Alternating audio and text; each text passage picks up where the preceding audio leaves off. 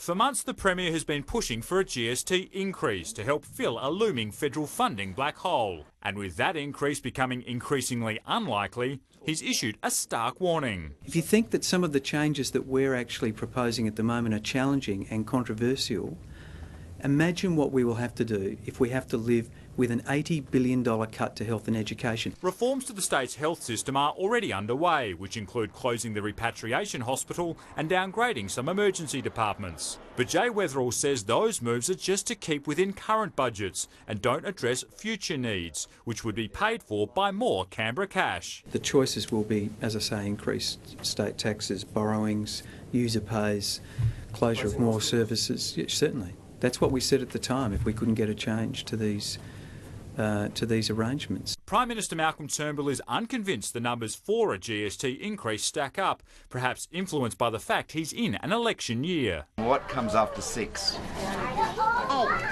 No, 7. Reforming the tax system does not of itself require a change to the GST. Leaving our state leader frustrated. What I am going to say is the quality of the public debate hasn't been what he promised us when he became Prime Minister. I think that's just a tantrum from this Premier who hasn't got his way. He's wanted to massively increase the tax burden on South Australian families, and we don't want it. One Liberal who is in favour of a GST increase is the Federal Treasurer.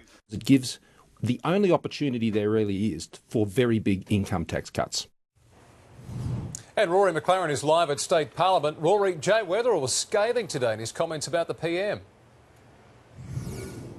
Yeah, he certainly was, Brenton. Jay Weatherill said not only did not think that Malcolm Turnbull had delivered the mature public debate that he promised, he also suggested that he didn't think he'd seen the new PM move that far away from his predecessor, Tony Abbott, when it came to his use of slogans and one-liners. Now, both the state and territory leaders will sit down with the Commonwealth sometime within the next 2 months. At that COAG meeting, the future of the state's and the country's taxation system is likely to feature prominently.